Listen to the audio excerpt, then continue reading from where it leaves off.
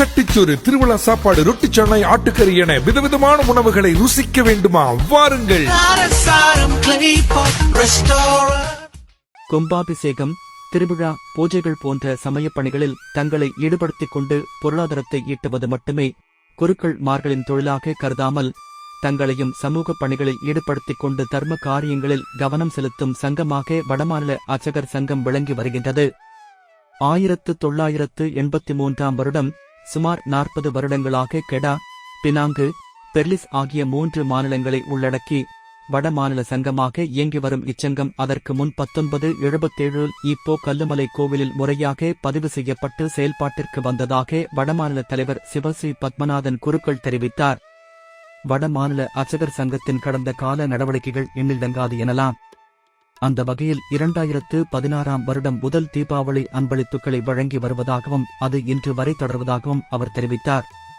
Tsunami காலகட்டத்தில் காலமானவர்களுக்கு ஆத்மா சாந்தி பூஜைகள், தந்தையர் தினம், பள்ளிகளில் கல்வி யாகங்கள், அனாதை ஆசிரமங்களில் யாக பூஜைகள், முதியோர் இல்லங்களில் யாக பூஜைகள் என தொடர் சேவைகளின் வழி சங்கம் சமூக பணிகளில் அதிகமாக ஈடுபாடு காட்டுவதன் மூலம் வடமாநில அர்ச்சகர் சங்கம் ஒரு உதவும் கரங்களாக விளங்கி வருகின்றது. இந்நிகழ்வில் சங்கத்தின் தேசிய தலைவர் சிவஸ்ரீ ராமன் நித்யானந்த சிவசாரியர் அவர்களின் உரையில், நமது சங்கம் நடத்தும் எந்த ஒரு நிகழ்வாக இருந்தாலும் இங்குள்ள ஸ்ரீ மீனாட்சி அம்மன் தேவஸ்தான மண்டத்தில் நடத்துவது என்பது நமக்கு பெருமையாக இருக்கிறது எனவும் இவ்வாலயம் மட்டுமே நமது சங்க நிகழ்விற்கு இலவசமாக மண்டபத்தை வழங்கி வருகின்றது. அதற்காக ஆலய தலைவர், நிர்வாகத்தினர் மற்றும் ஆலய குருக்கள் ஆகியோருக்கு தனது நன்றியை தெரிவித்துக் கொண்டார். சங்கத்தினர் மேற்கொள்ளும் அனைத்து நிகழ்விற்கும் ஆதரவளித்து வரும் அனைத்து செயலவையினரையும் பாராட்டி பேசினார்.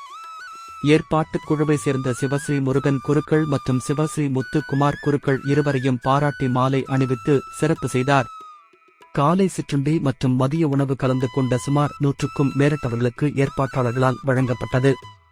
அன்பளிப்புகளை பெற்றுக் கொண்டவர்கள் நன்றியும் தீபாவளி வாழ்த்துக்களை பகிர்ந்து கொண்டனர். சட்டிச்சோறு, திருவிழா சாப்பாடு, ரொட்டி சனை, ஆட்டுக்கறி என விதவிதமான உணவுகளை ருசிக்க வேண்டுமா? வாருங்கள்.